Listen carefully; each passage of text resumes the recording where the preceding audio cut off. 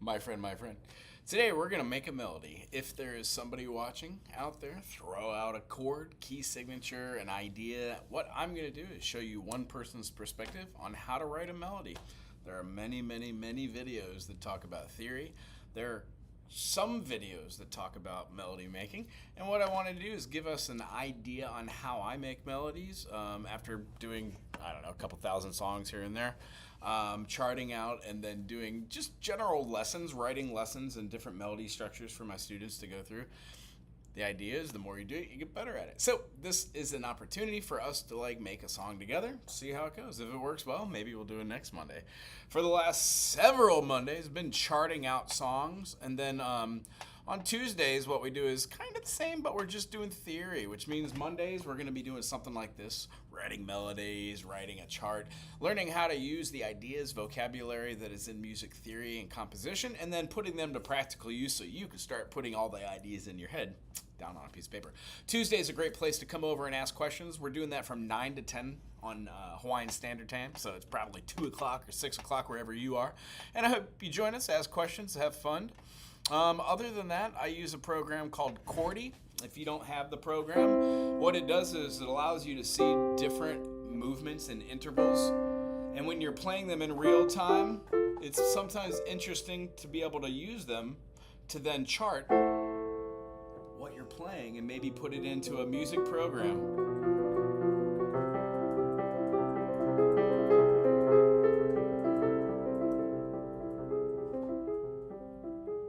So a lot of what I do is just throwing stuff up on the old board. Why is that in the shot?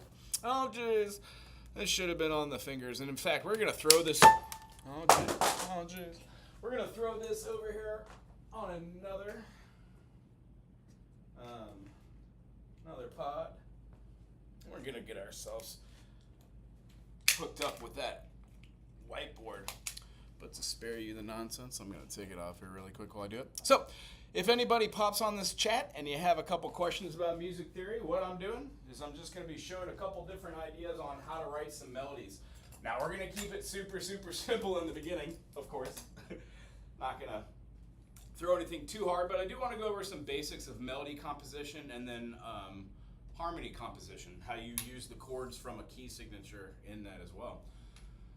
Unfortunately, the thing that I don't do is a lot of editing, and I'm not great at technology, meaning a lot of this is the technical aspect, like how to use the computer or the iPhone, which is a real bummer. However, if I can learn music theory, I definitely can learn how to use a computer. So, if you are at home and you are also doing the same thing, you got a guitar, a piano, anything in front of you, basically what we're going to do is we're going to pick a key signature, hopefully provided by somebody in the comment section, and then we're going to go through the trials and tribulations of just seeing how the notes you choose can correlate to a melody, and then we can use a couple things called the harmonic progression series to put that in context of what sounds good and what kind of doesn't sound good. And that really is basic music theory writing 101. It does require to have a little basic understanding of music, which would be chords are made out of triads. Triads allow us to see music that is harmonized. And the melodic structures are from going from one point of music to another. So if we were going to be playing, oh jeez, something along the lines of we would have a lot of notes moving around. And maybe you want to take a little less of my belly out of this.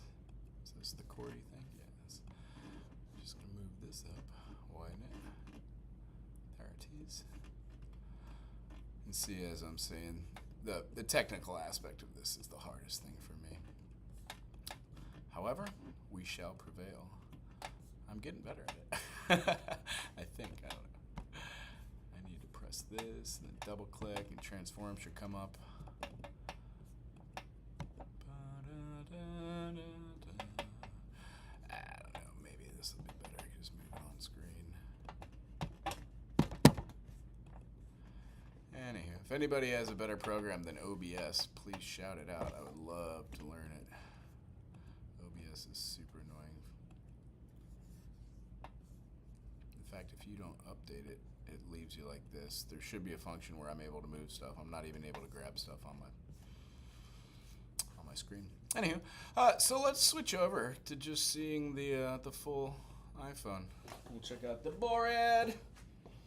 So one of the most important things when starting to write off anything music-wise is just to set your parameters. And one thing I want to talk about today is like what we kind of look at music as being from the beginning. Charting is something that we've covered, as I aforementioned. And before that, we would have something along the lines of saying, what is this? And when you have just one single solitary stave, this is a great place to start when writing music.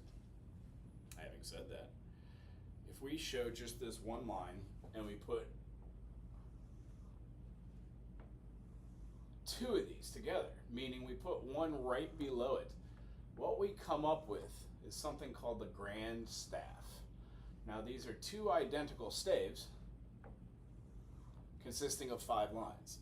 When we take these and we bar them together, preferably with a double bar showing that it's the beginning of a song, we name the clefs. The two most common are called the G clef and then the F clef. They allow us to see the two registers of the treble and then the bass, notes being low in nature, notes being high in pitch. Out of all the chords, let's say of all the notes, we have A, B, C, D, E, F, and G. There are only 7 notes that we would use for articulating ourselves in music, and this is just the basic foundation of theory. When we start writing anything in a progression, we consider these to be the bass and treble, and honestly, I wish I didn't have the break in the board. I would have the board extend the full part. However, in the beginning, you generally pick a time signature. Now, the two most important pieces that you really want to get down in the beginning of writing a song is what are you playing in? So, how does the song sound? Now, there's only a couple notes. Out of these notes, we make something called a chord or a triad. One of the things I'm going to do is show you just basically how to like take a C major chord, maybe take those 3 notes that are part of do, re, mi, fa, sol, la, ti, and do. If you're playing on a guitar and you're strumming around with like, let's say a C major or a G major and a D major, and you got a little something going on, and you're like, okay, this is great. Where do I go from here? The idea is you take this nonsense all the way back to your pen and paper, or if you write this stuff out, you get a lot easier at doing it. The way I do it in my head is I think there are only the 7 notes. Now, in between the notes, we do have our chromatic scale opposed to the diatonic scale. This diatonic scale consists of notes that are constant. When we move these harmonies, we're simply talking about 2 of the 3 possible notes that make up a chord. So when we play it on a piano, we quite literally learn how to play using these fingers and then these fingers, and you learn different ways to make it. But as far as the note that I just played, we had a C, E, and a G. A C major on the staff will always look like this. You will always have a ledger line with a C note, an E on the bottom, and then a G, because the treble clef itself is the G clef. When we get rid of the top half here, we find ourselves with the lowercase letter G. Same thing with our bass clef. When we draw it out, not the best drawer, but if you connect the dots, you get what looks like a fancy F. That's how a lot of people remember what clefs are and how to remember the lower and higher end. When we start playing chords like a C major, and then we go to the next note in step, we find ourselves going up something called a scale. Now, in the Western ear, there are 1, 2, 3, 4, 5, 6, 7 notes. The last note happens to be the same as the first. We don't really call it the 8th, but truly we do have a 1 note, we have a 2 note, a 3, a 4, a 5, a 6, a 7, and then if you want to call it the 8th, that's great, because after the 8 you would have 9. So on and so forth. And the whole point of having these notes is that when we use them, we go up in style. All of the chords that we aforementioned use this. This happens to be in the key of A minor or C major. Diatonically, speaking about 7 notes, you can use which is called Aeolian or natural minor, or you could take the third of the chord and put it as the 1, giving you then C, D, E, F, G, A, B, and then C. The way we see this is each one of these has something called a sonority. When we put our 1, 3, 5 together, they make a diatone and a diatone, one of which being an interval of a major third, and the other one being an interval of a minor third. All music is made from this major third or this minor third. When we stack these, it is called harmonizing. C, E, G, D, F, A, E, G, B, F, A, C, the G, B, D, A, C, E, B, D, F, yes, and then C. When we play these, if we play any of them, they generally all sound good.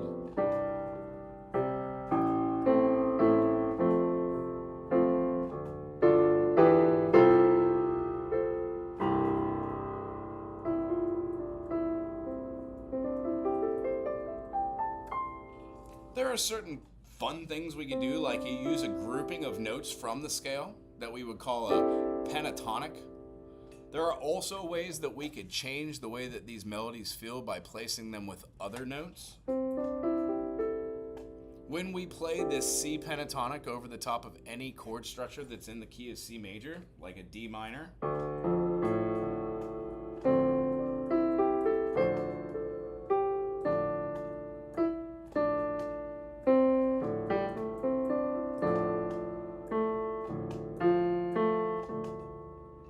notes from the D minor scale,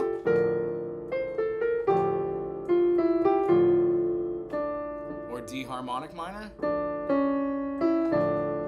we get to find different voicings and feelings that relate to the chords that we're choosing in real time. Sometimes the chord structures that we choose fit together, sometimes they don't. But if you study your chords like G minor, A diminished, B flat major, C minor, D minor, E flat major, F major, and then G minor, you find yourself becoming very comfortable with the key of B flat major and then G minor. And then the possibilities of, let's say, writing a melody really take force. So maybe that seems like a good transition point. Let's write in the key of C really quick and show us what all the triads are. And then let's move to like the key of B flat major or G minor and show how we could create a melody over the top of chords and how they all fit together. I'm pretty sure we can do this in 45 minutes. If you're watching right now and you want to choose a different key signature, go ahead and throw it out there. At least before I get started here. Other than that, I do hope you enjoy this.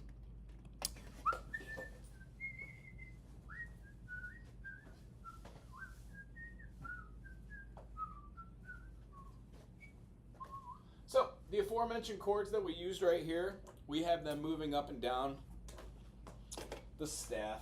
And the thing that we would like to see is, right when we start writing a song, it is also super pertinent to understand what kind of melody, what kind of phrasing, what we really are trying to achieve. This is boiled down to a process where you throw out your key signature. So what I'd like to do is just maybe have a first measure, a second measure, a third measure, and then a fourth measure. Having this is just one idea. It's called a phrase. Now, if we were moving along and having dual, like there's another stave below here, we would branch them together. This is what we call a period. A period would contain a whole nother idea. And what we're going to show today is this whole other idea down here. When you have a period and you're trying to come up, and you're trying to come up with a melodic phrase, you're finding notes within the key signature that fit. So what we're going to do is we're going to go show. I wonder if I can turn this sideways. Oh my goodness, that's gorgeous. Gorgeous. So I'm going to try to write a little darker here. For this circle O fifth, we've got a circle, of course. The first note that we're always going to put is a C. That represents there are no sharps and flats.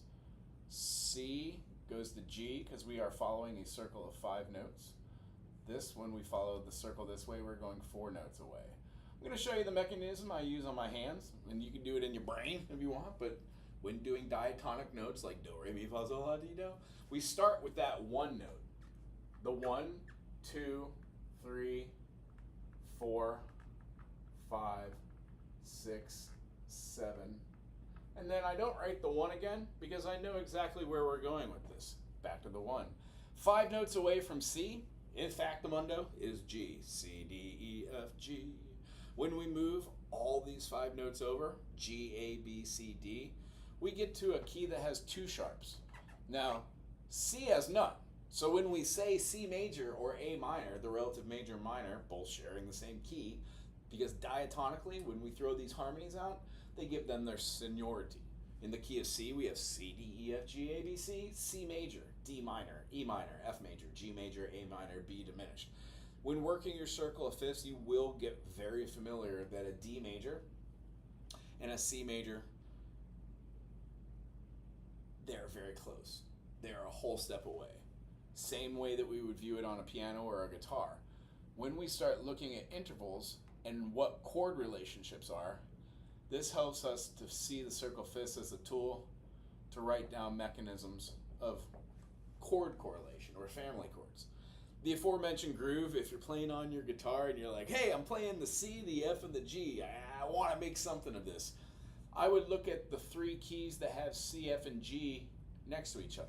I would also look at the key of C major and G major to see what chords are close.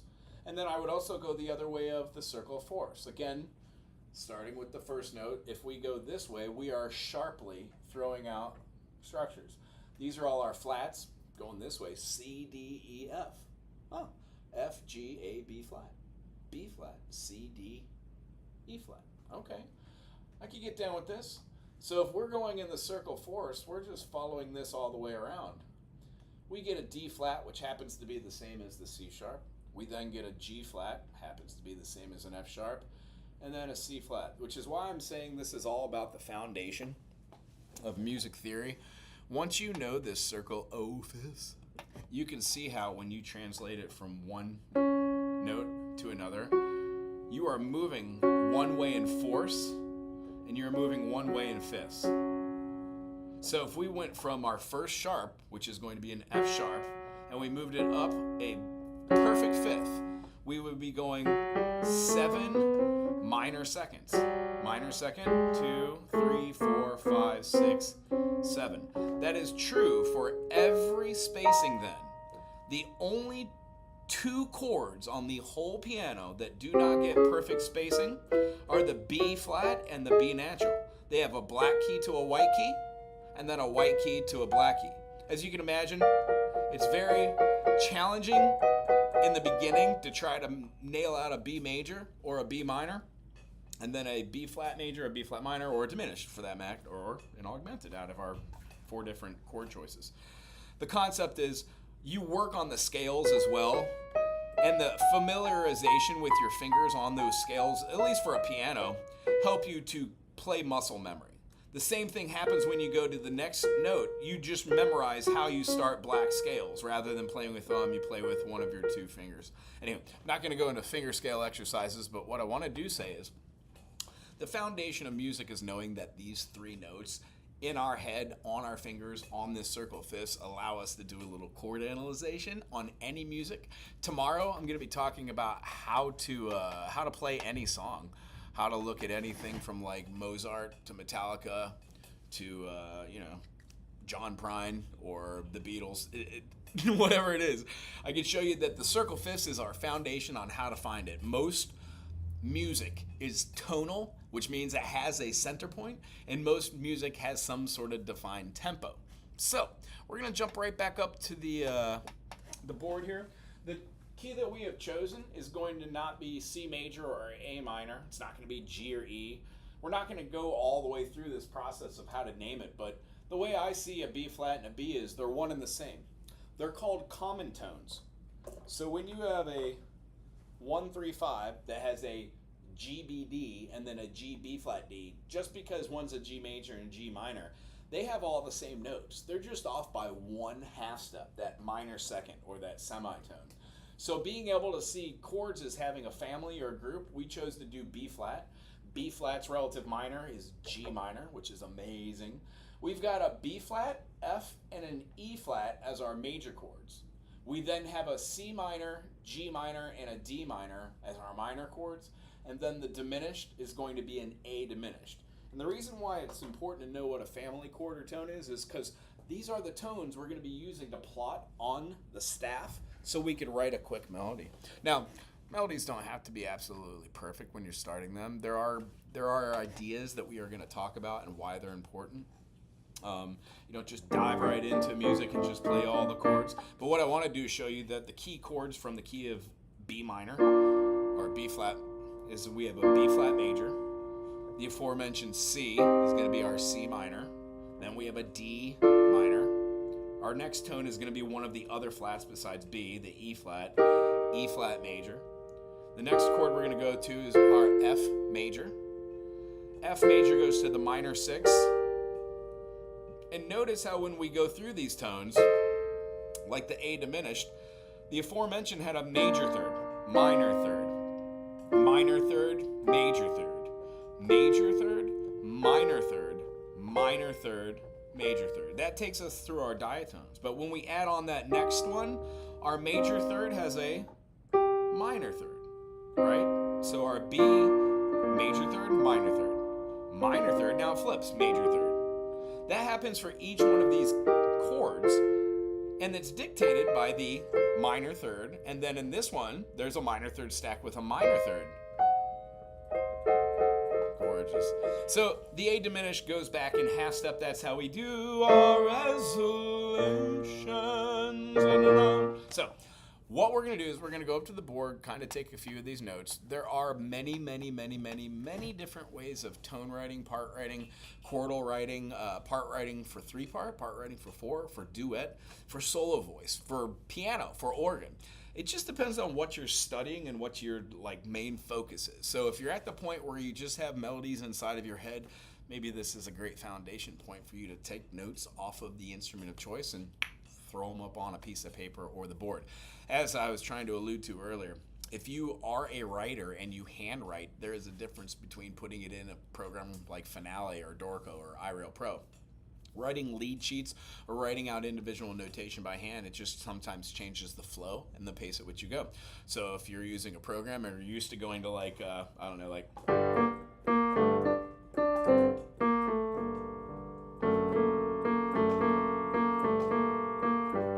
and you see that and you're like, oh, I like that. And you copy and then you paste that, and at the end of it, you erase one note where it's.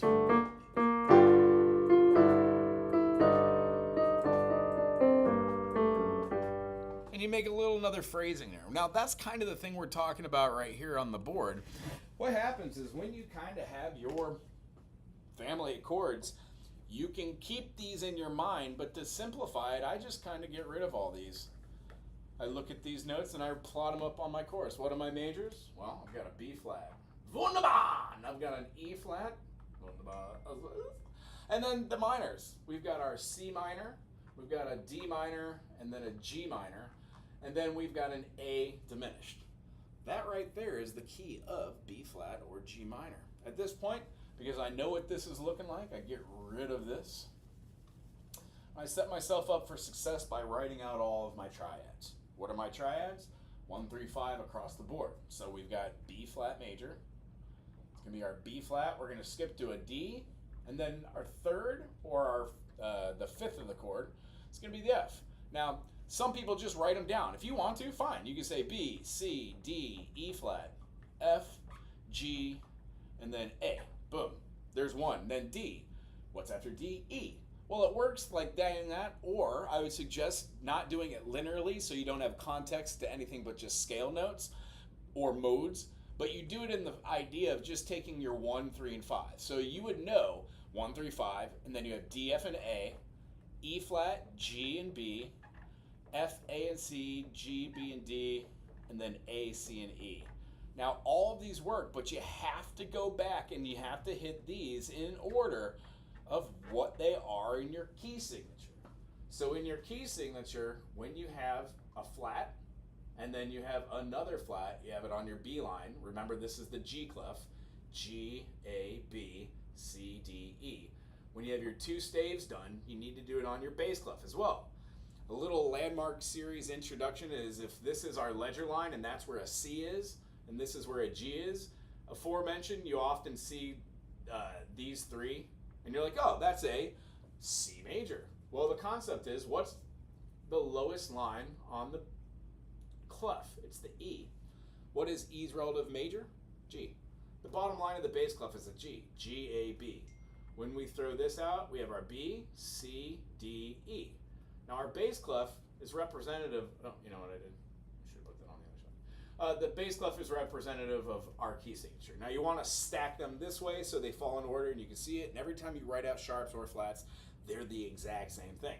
This lets the reader know that any note that is lined on this line, like the middle line or the space closest to the top, closest to the F, is the E, and you would name it as a E flat because it's in the key signature.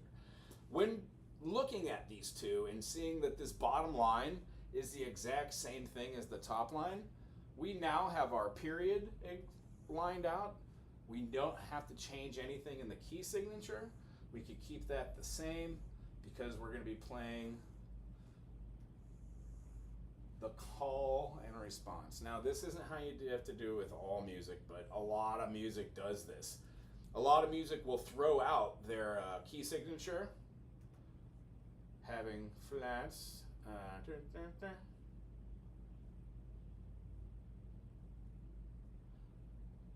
And a lot of the times you'll find that music has an interesting pulse. Now, 4/4 is cool. You could have 4 beats per measure. How about we do this in 2/4? Let's have 2 beats per measure, and let's still let that quarter note get the pulse. I like that more. So right away, we already have a time signature change. 2/4 simply means that in each one of these measures, there will be 2 beats.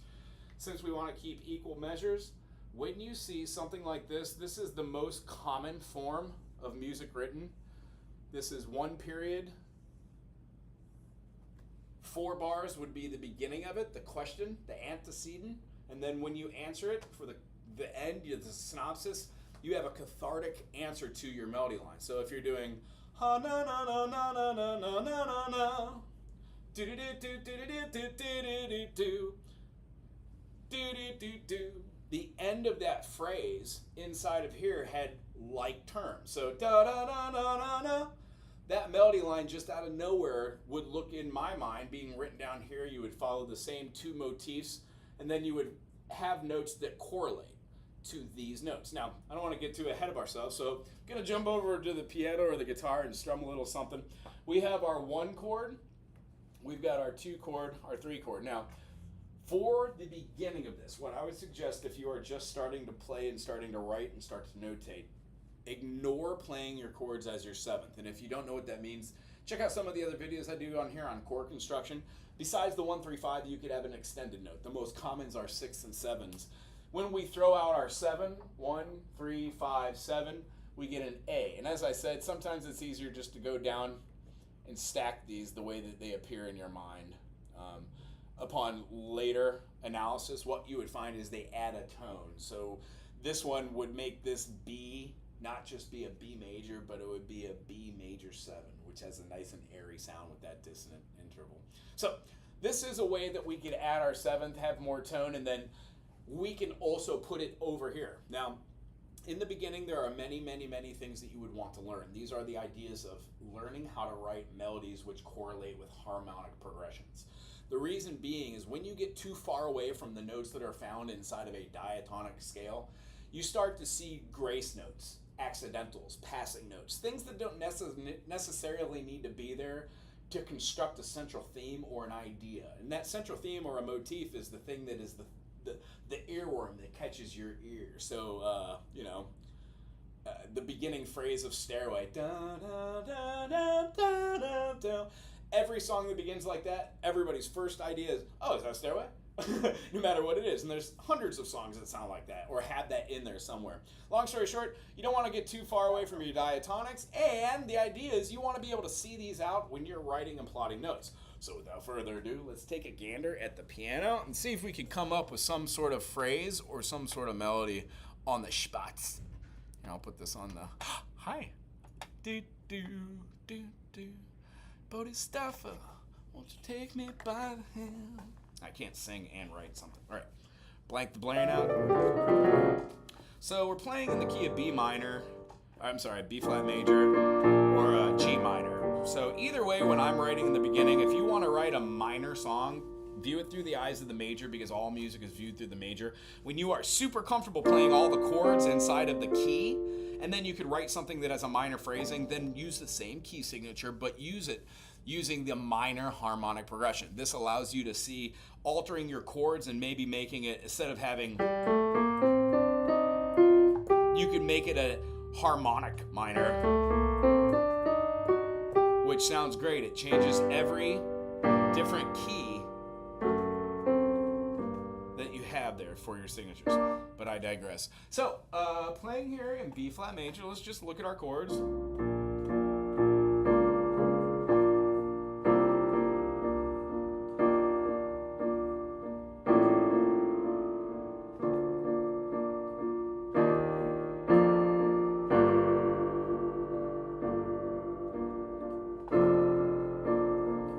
Testing out my lower end to see what it feels like in my register. We're playing this in 2/4, so we have something like 1, 2, 1, 2. Some people write the melody first, some people put the chords. Maybe this time we'll just try doing the chords. Generally, I try to show this through the eyes of taking a melody like.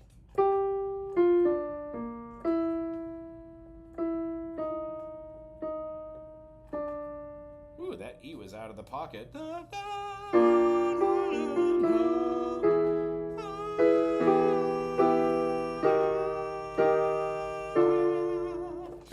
So yeah, how about this? Let's try and do it with the idea of what these are on the board. It might give a little bit more idea on how to play chords first and then write a melody. In fact, I don't know if I've done a video on this, so this will be a practice for me as well. Cool. So each one of these has a name. When we're talking about this one, we are talking about our tonic. The next really, really important one that we talk about is going to be our dominant, and that dominant is going to be the fifth of the chord. All of the energy of all these notes melodically, and then all the energy of all these chords played as either dyads or triads, want to go to the dominant. They also want to go back to the tonic. What we're trying to do is we're trying to make an expression or a meaningful idea that is relative to these notes and have it functionally flow using a couple ideas. One of them being stay diatonic. It's exactly what we've been talking about. These are just rules in the beginning. Yes, you can move out of your diatonic chord structures into something else at a later time, but in the beginning, if this is your first time writing, keep it very simple. Try not to have notes that are outside of these. It'll make it much easier to understand it, and then when you understand that concept, then layer those in. 2, when we're doing this, you don't want to have any leaps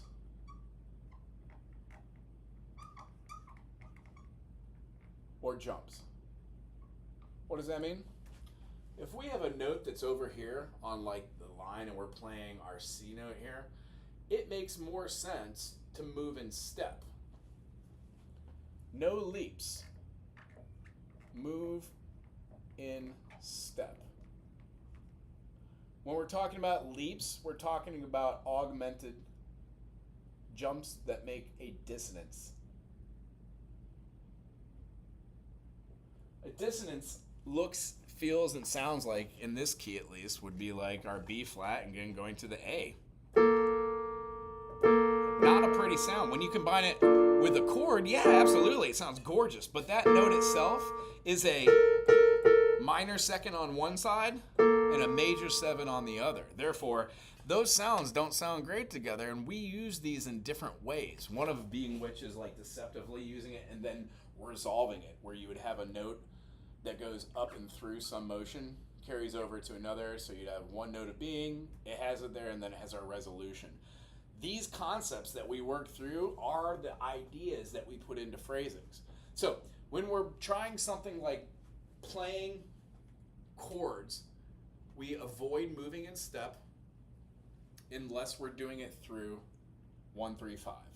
If you wanted to be in the tonic and say B, C, D, F, sure, but C is not part of that triad. It would be a grace note or a passing note or an accidental or something that's superfluous.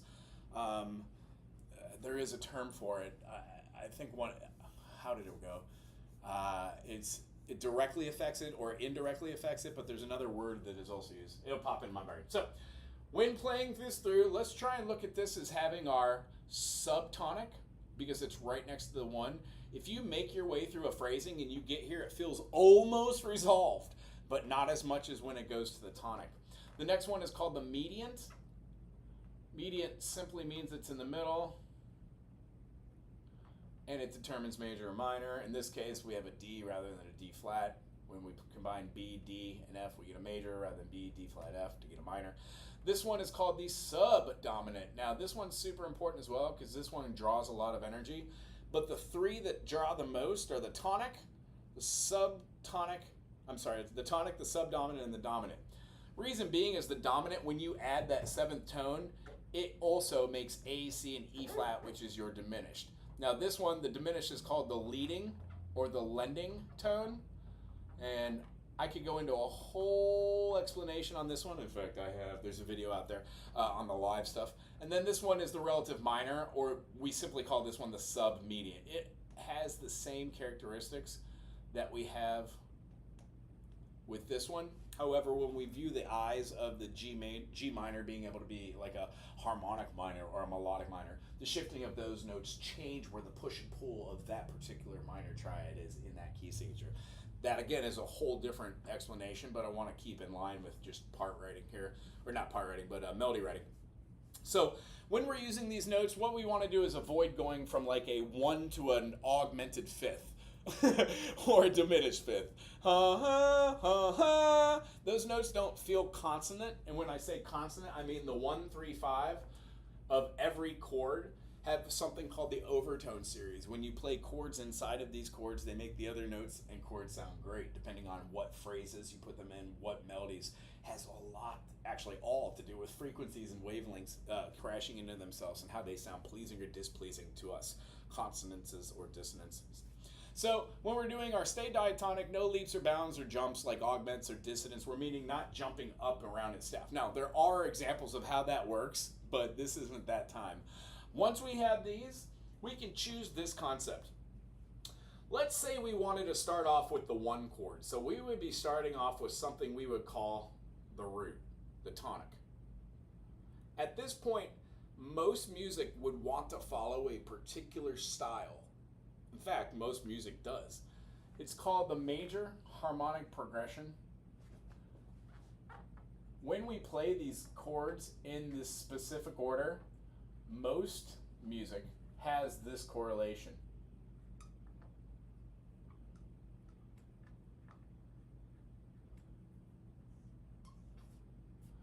And honestly, this is just the way I learned it. There are a couple different ways to view it though. When doing things like this, you would be obviously skipping certain tones and having different directions. I like to see these as having variances, but most of the stuff that we do here, like if we're starting off with a 1 chord here, we could go anywhere. If we're starting with the 3, we could go anywhere. So the starting of your song generally depends on where you want to find your home base. I'm not going to give percentages that I don't know, but I would assume that 70% of all music starts off with 1 in the beginning, and then at the end would end with the 1 chord again. Now what we're doing here is we're giving it the tonic, and then we're giving it another tonic. I'm just going to say right now, if we're writing in 2, which would have the feeling of 1 and 2 and, if we were playing eighth notes, if we're playing quarter notes, 1, 2, if we've got a half note, 1, 2. Well, having a longer duration of a note when playing generally tends to be a great idea in your last measure because it gives a feeling of catharticness of landing on the one and having it being longer. One of the things that some writers do in the beginning is they'll start writing out like quarter, quarter, quarter, quarter, quarter, quarter, eighth note. And what happens is those notes become static if they're the same note, meaning they just da da da da da da da da da. There's no change. And even if you have different notes like da da da da da da, by the third measure, your brain is already lining up that the fourth measure probably is going to be da da, and it becomes a repetition thing rather than being something that freely moves, and it allows a little space for the listener to imagine where the next note might come. And because all music is relatively building tension and then releasing that or relieving that, it really comes down to how much tension do you want to build by utilizing 7 notes from a diatonic structure. So here we are. If we're going to be going through our one, maybe we should try and see this as being a moving or shifting point. So some of the notes we could choose in here for the one, we could have our 1 chord, the tonic. Because we're choosing any notes, you could choose B, D, or F, and at that point you could use it as an inversion. But one of the steps that I talk about here is in the beginning, no inversions. Bear in mind, this is for beginners only.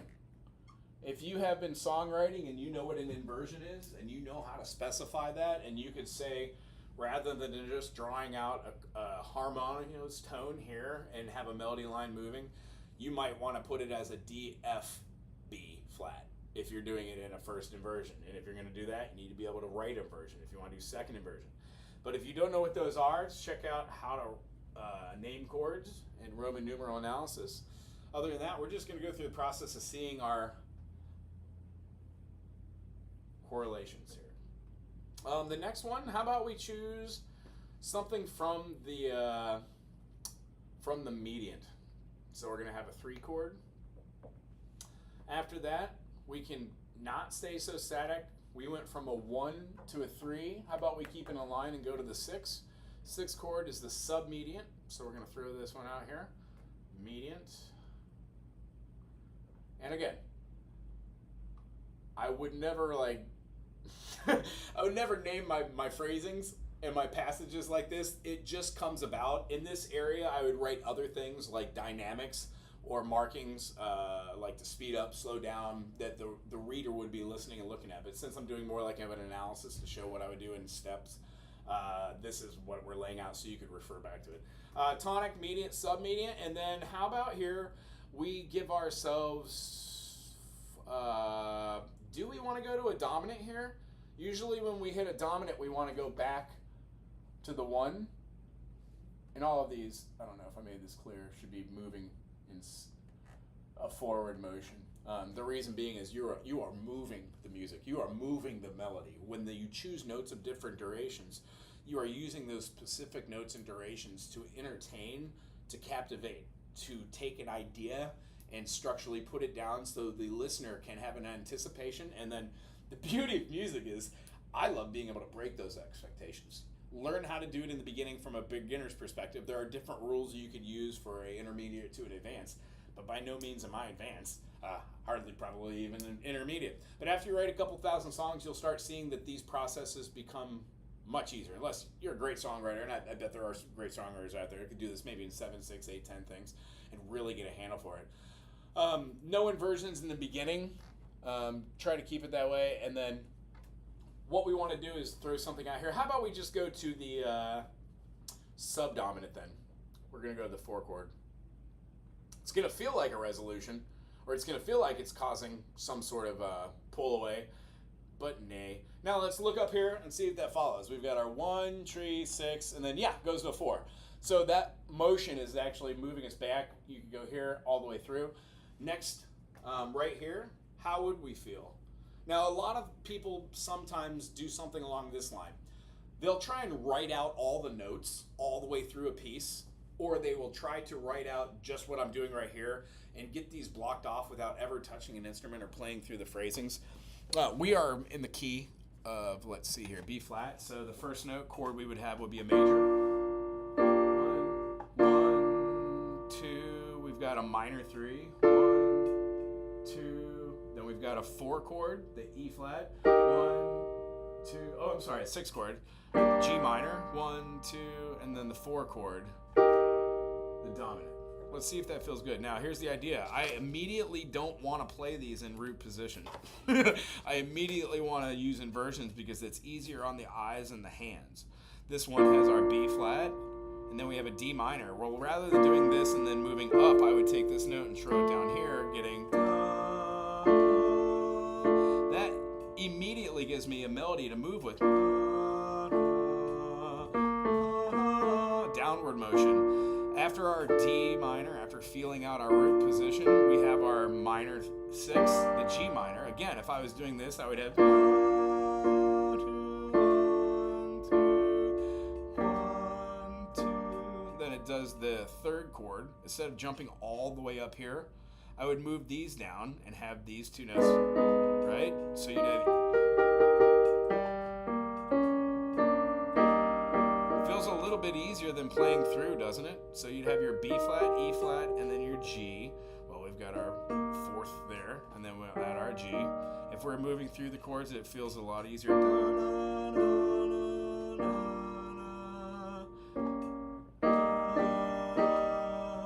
So just using the inversions helps a little bit, but what we're trying to do right now is just write a melody line that's close. We can play the chords over the top, might even change them towards the end.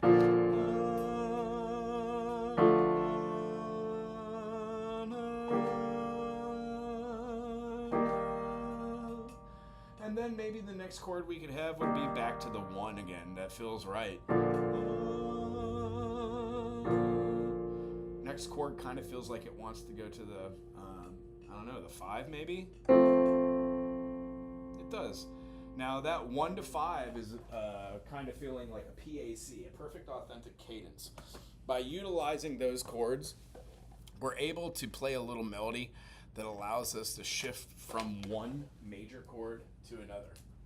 Subdominant, going then to our dominant. It's going to be our 5. And then as we said, generally we're going to be wanting to rock this all the way down to our 1 chord again. So feeling that B flat, 1, 2, 1, 2, 1, 2, 1, 2, 1, 2, F chord, 1, 2, 1, 2, 1, 2. So I think this one might turn into an unmiraculous type of melody with a boring phrase. So I would ultimately write this out, change it out of just being 2/4, maybe add a couple more notes so it's a little bit more lively, having something along the lines of like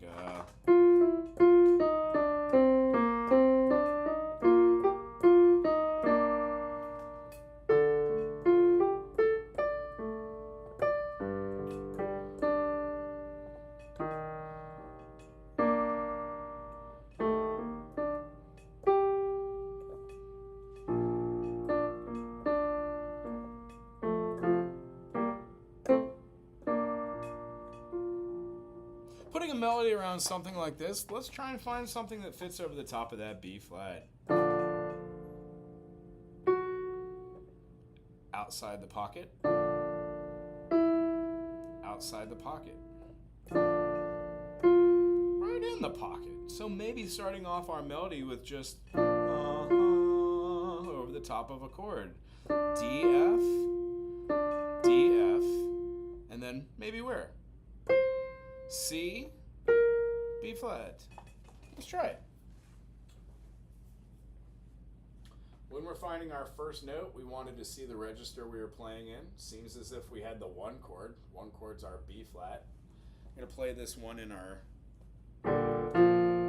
register 2. So we've got our below. Here's our 1 register. 1, 2. We're going to be playing right here. This B correlates to this B. So if this is middle C and this is B flat, you need to go down a whole octave. Well, that's pretty easy to do when we're looking at our staff. Here's our G, we're looking for the B, so our C line would be here, F, G, A, B. This is where our B would be for the middle B flat. But we want to go all the way down, so G, A, B. That means we're going to be stacking that one chord, and I know right now I'm going to be playing a whole note. When we're playing it in root position, I know that that triad looks like this, and that's all we have to write. Our 3 notes right on the bass clef. Our melody line that was over the top is we had 2 quarter notes. Now, when doing this, the whole note in a 2-2 would represent 2 beats, and that would follow through the whole thing. However, we can mark these as being half notes if you want. Either way, it's going to be representative of having 2 beats. Beautiful. And then we're going to be playing the D over here. Now, looking at our register, we had something like cool. So we're having 2 notes that fall over through. This one we're changing to our median. So the feeling of that would have to go over the top of that, having, and then our median.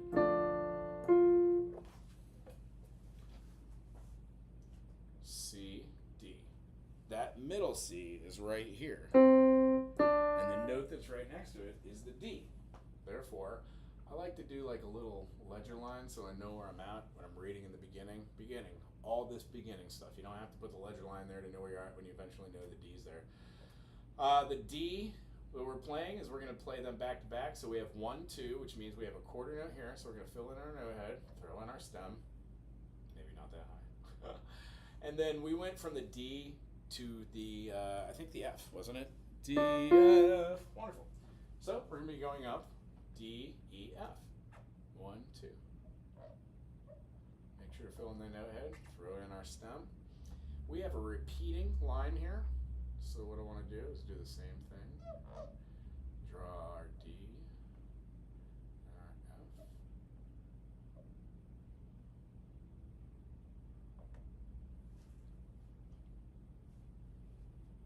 And over the top of here, we're going to have our lower chord. And let's see what it looks like. In the root position, we had this.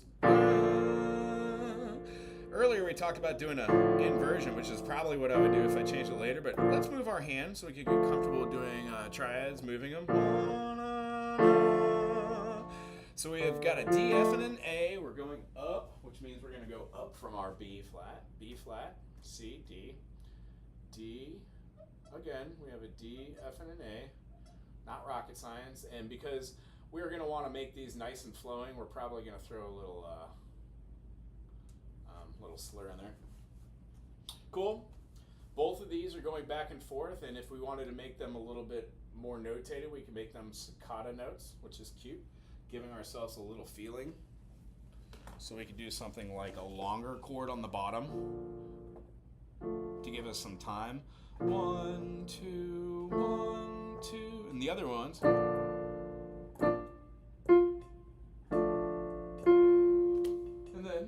Let's see what we can do for our third one. We're going to the submedian, which is our G minor. If we played that, we would have a 2 or a 9 chord, G9. G add 9 at that. That's just too much. All right, so we have our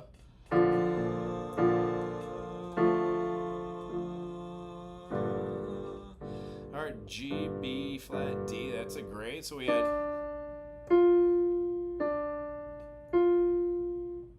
I like just the G in there.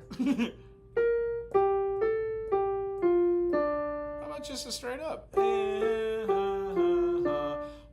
and 2 and. So when we have that, we would land our next note. We don't know if that D is going to sound great on our subdominant. Let's hear what it sounds like. If we were playing, it does sound better in a lower register. Sometimes when we have 6 chords, opposed to putting them down here, you don't hear the dissonance as much as you do when you're trying to move it through a full chord. Honestly, let's jump up to the board and write that true. We're going here down to our lower register. So here's our G, here's our B flat, and our D. And then our dominant, we went down to the F now. Kind of beep boop, wrote this here. How about sub, dom? There we go, and that gives us a little bit more room to write this in. G is the bottom line of the bass clef, so we're gonna write a note right below it. And now you're going to be able to see how a triad stack looks like on the spacings. All the other ones were on lines. The idea in the beginning is you get really used to seeing what a G minor looks like in the key of B flat. Your mind fills in the flat note there because that is what the stave is being written on. When we're playing these notes, we had a D, F, D, F, and then we used eighth notes. The eighth note structure we used was what? G, A, G, F, D. So we go up to a G. We went to an A. And then we went from a G. And we went down all the way, didn't we? G, A, G, F, D. G, A, G, F. And then we said maybe D. Let's take a gander and see if that's actually where we want to do this. Fun. And then being able to put a little expression on these, those are going to be longer and flowing. I don't know if we need to attach them. They do their own fine when you stop the staccato nonsense. Here we have a motif. So this is a motif A, and we repeat the motif A. We then have a B, which is fun. And then here, that's why I'm hesitating on playing the D, because when we go to the F there, does that D sound great? Do we want to play it as a harmony? Most likely we'll play it as a harmony so we can stack those. If we listen to the song up till now, or the melody that we've made, we would have...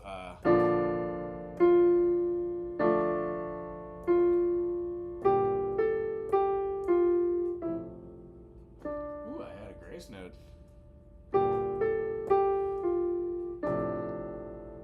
Fun. I think that sounds good. And then we said we were going to go to the 5 chord right after the dominant, which would be our G. That's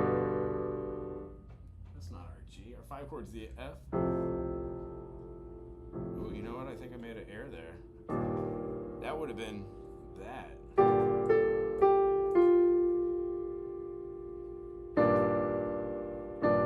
Oh, it feels good to an E flat too.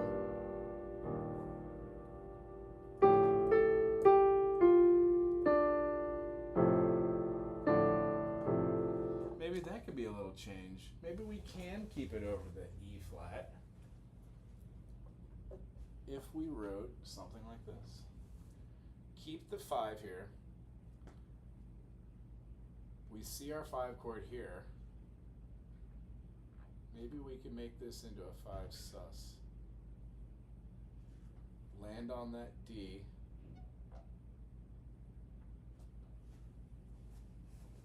But also give it a feeling of our 5 having a...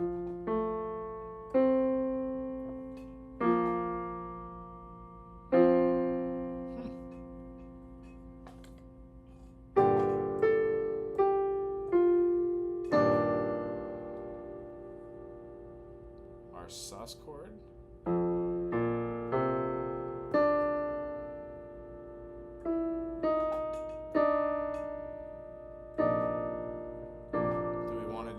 Second, we want to do a 4th. If we do a minor second, it clashes and builds tension, but it would move into that 5, and we can do a resolution with note in our melody.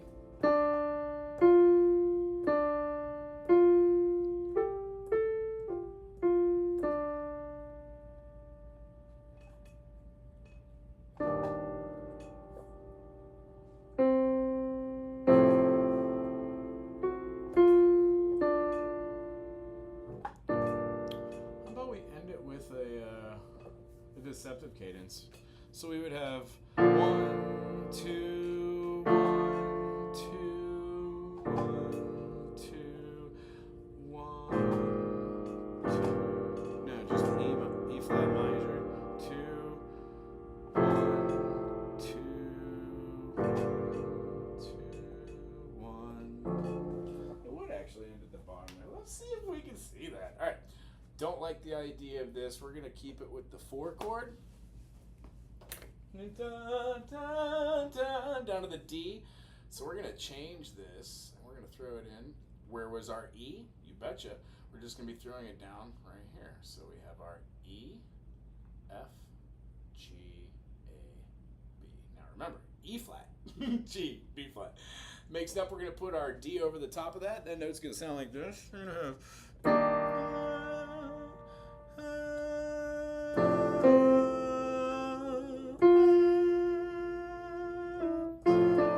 I like that melody.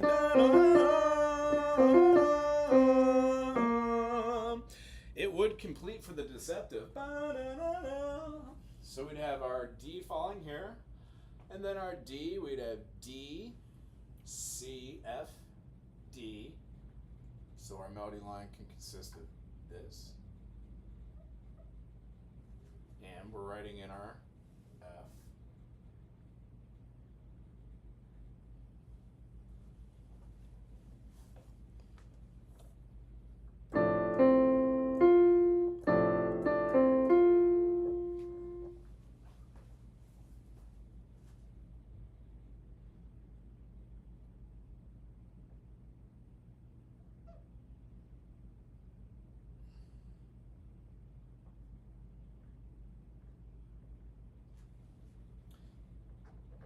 Eighth notes, D, C, and then we're going to go up to our F.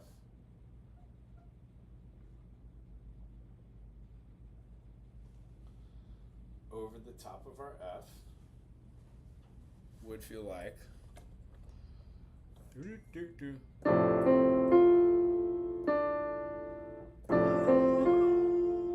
One and two, three. What do you think if we go to G major? It doesn't work, but we could go to our G minor. That's our sixth. Our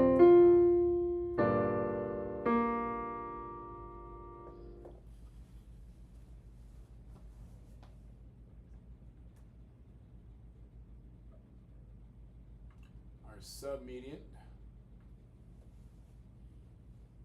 We are reusing another tone, so maybe we would want to add a seventh tone to it at that point. Just depends on where it is with melody. D, D, C, F. And I like the D again. D. And then we went to the D, B flat. Now that's interesting. We went down a little bit, didn't we?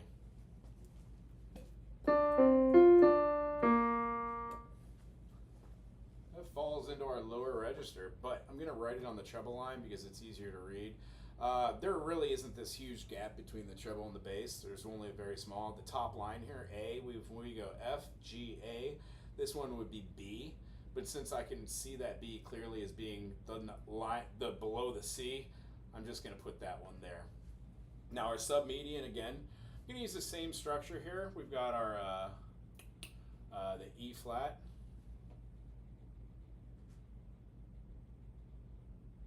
Or the G, sorry. G minor again, lowest level. Now what I have noticed is we've played the whole thing kind of stagnant here. Even these notes being coming over here, it feels like this. We have 1, 1, 2, 1, 2, 1, 2, and then over to our E flat. When we go up to our 5, it's still using the same thing, but we're using wholes here, or at least half notes going through. Whole notes represent the 2 beats. There are two beats per measure. Chord notes get the beats. So what we're seeing here is if we move from the F and then we go up to our minor 6 again, we can probably share this measure with the diminished.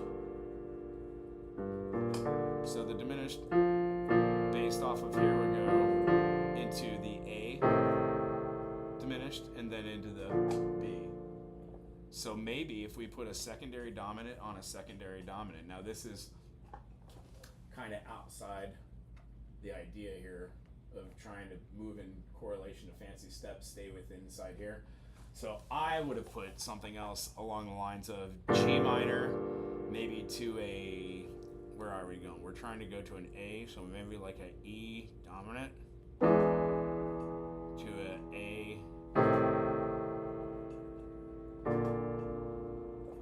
I don't know. That's the fun and the beauty of songwriting and melody writing. If we were moving through the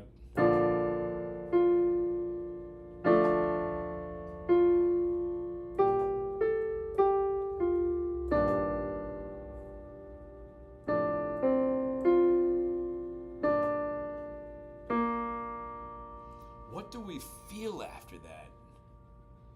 I would love to go out of key, but if we're going to stay in key, I think that the diminished is a little out there. It's outside the pocket, isn't it? It's a little too abrasive. So maybe just turning that diminished, or the 6 minor, back into the 5 chord as a sus. And then in the 1. I think I like that. I think that's more melodically pleasing. Yeah, so 5 sus. And then back into the 1. I'm also going to want to throw a low B flat in there, but we'll cross that bridge in a second. We're going to share both of these, but we're not going to be moving them. So we've got our G minor again with the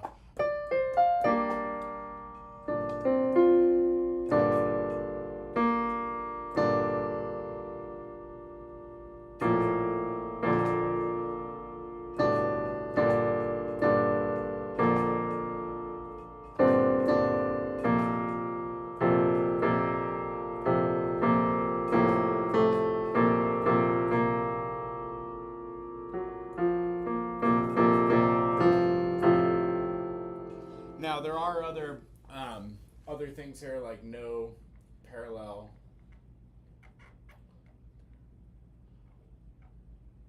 note movement.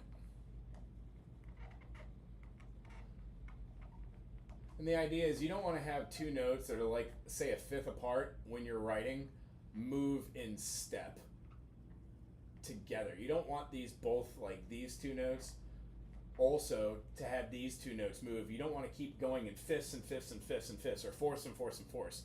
You also don't want to go in opposite direction, which would be the opposite of parallel, but you would still be moving in tangent ways where your melody moves like this, but you're still not moving in step because now you've created 2 bigger intervals and those spaces don't feel correct. I would say just here we would drop back to our dominant, but we're adding more tension as a dominant sus, F, A, and C. The melody line over the top, TBT, and then we're going to be playing the same thing as we did in the beginning, but now we're going to be adding a low B flat. So G, A, B, boom, da boom, and sorry about the lines there. And then lastly, probably going to be doing the same ending note up top, but we're going to see what it is. And then let's count these down. G, A, we're going to have right below our A, we're going to do a B. My brain's falling like that. G, A, B, C, D. So this one down here, G, A, B, boomzo. That's also going to be the B flat. That's going to give a nice resolution to here. I'm going to put a fermata here because that's where we're going to end this. Also at the end, you can put fine to make sure you're ending it. This is a quick way to write a melody. The idea is we're going to go through here and see what we want to put here and do a little analyzation to see if we could have done it better. And that is how we're going to end this. We have our...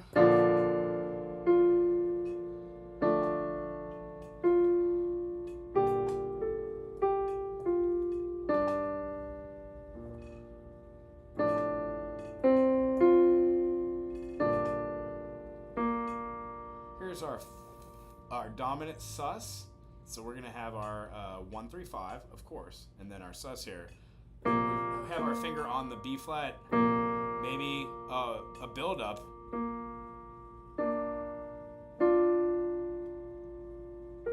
and then back to the 1 chord.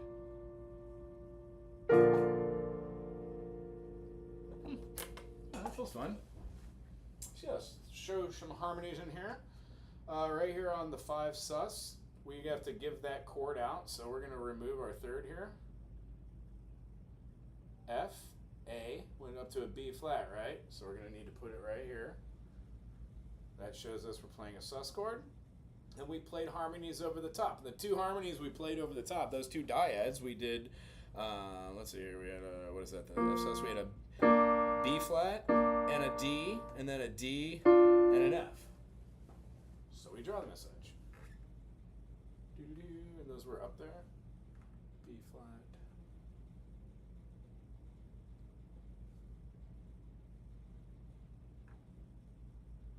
And then we go up to our D. These are stacked, so we play them together. B flat and D, and then we went to a D and an F. And again, these are stacked, so we play them together.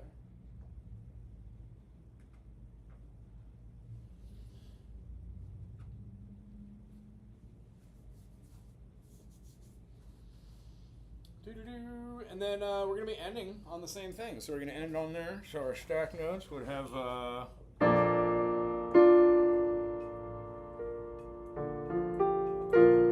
we can end with a stack note of, let's say, an F and a B flat over the top of our one chord.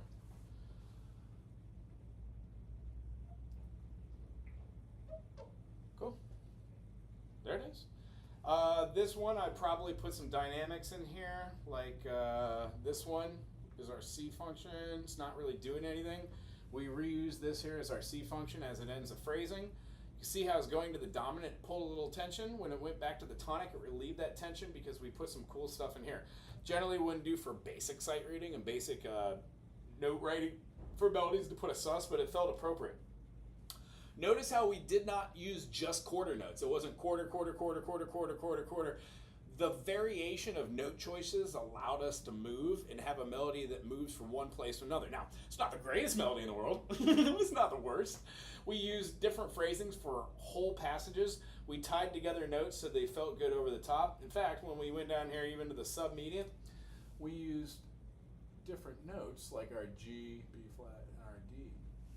And all these kind of had the feeling of tying together. So what we've done is we've given ourselves the ability to cut between these two. If you didn't like that feeling, you could change these into a different pulse. Now there are two per there, so if we change this whole thing to quarter notes, it would feel something more like, that would feel just too much. Or maybe it's nice.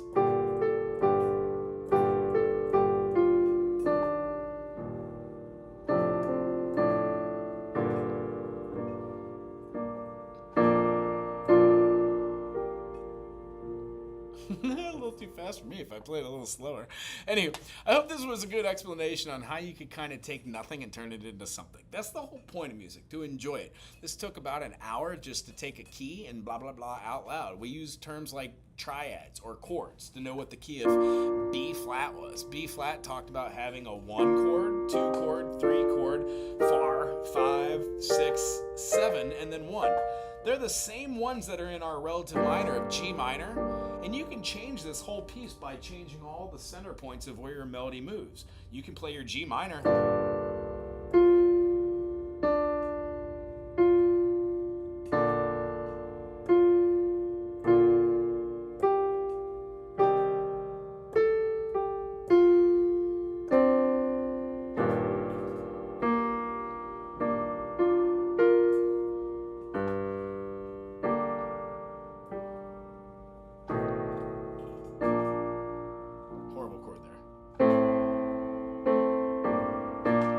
Playing around with all those chords, you can actually just move this to have a different melody for your B section. Now, what I'm going to leave you on is this is just one idea to use your circle fifths. By writing out a circle fifths, seeing all your triads, looking at the notes and what lines up with your chord.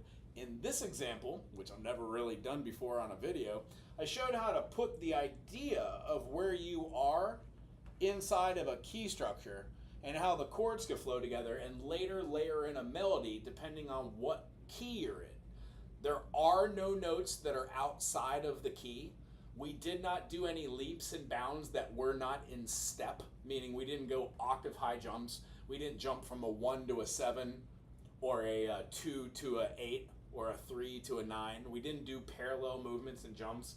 The only thing that can be considered kind of parallel is our chord choice here and how we remain to have these. Now, if we were doing this with the marking of grave, then most absolutely this piece would probably be perfect for that. Let's hear it. Moving through this, I would put it in something that is kind of like dramatic. I don't know. Let's see what it looks like. Let's see if we can get a full one there. Oh, jeez. Eh, that is what it is. How about this?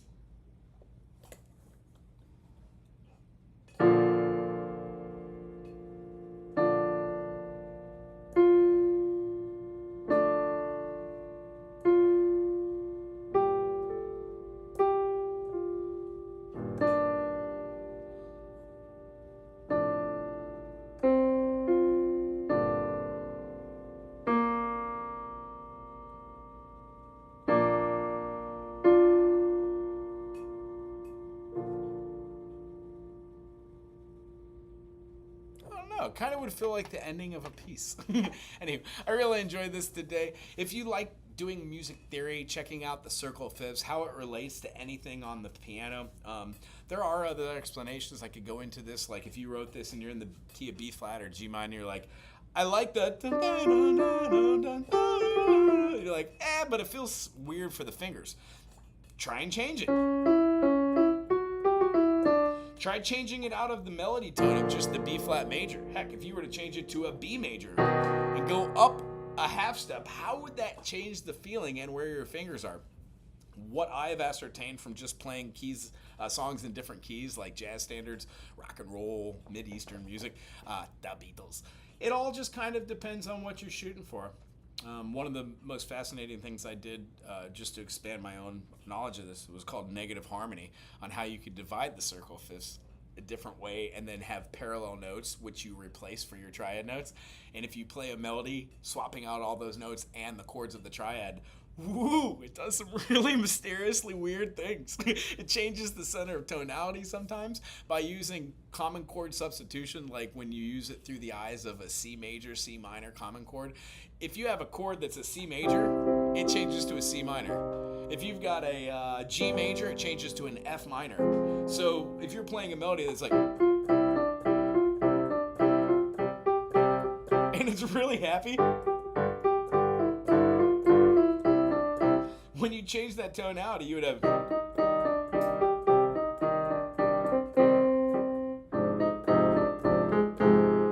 Just listen to the difference between the C minor and the F minor in correlation with the C and the G. And if you put those two together as having an A section and a B section, you've now just formed an idea for a binary song.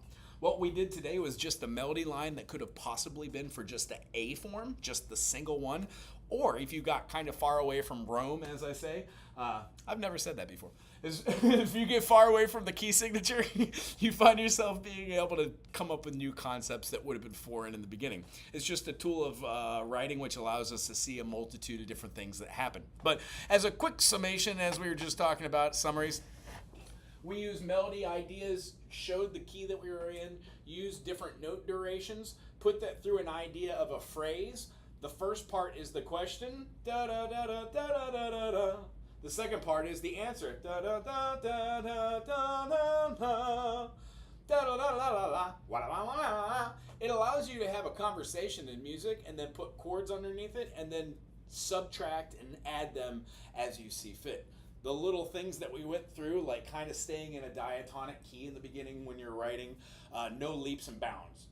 When moving any note or notation, try to do it within step.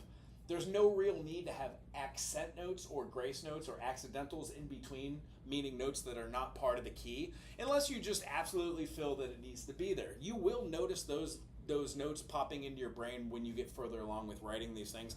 And then some of the movements that we did, if you were to go back and reharmonize this whole thing for SATB, meaning you would be doing it for a soprano voice, alto voice, and tenor voice, you would reimagine these to have these notes split. So you would have a bass, you would probably take a third here, remove this, put it up here inside of our soprano line.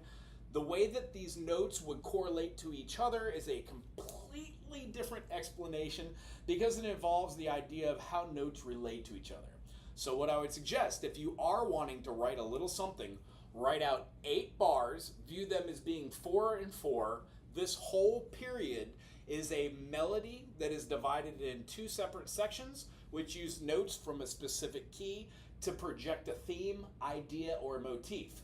The common things that happen when you do this, you learn about something called phrasings, or individual phrasings, changings, motifs, cadences, which I think we talked about one here, a PAC, because it did a 1 to 5. You could have an imperfect authentic cadence, which doesn't form that 1-5 relationship, 1 to dominant in a root form. And then we can do other ones like the plagal ending, 1 4 1, 1 2 3 4, 1 4 1. The chords derived from there in root position give a feeling of summation or finality. We chose to do a sus chord here, thusly giving it a suspension, removing that suspension for a resolution here. That's kind of in the same vein. I hope you enjoyed this. If you did, thumbs up, put something cool in the comment section. We'll see you for the next one. Aloha.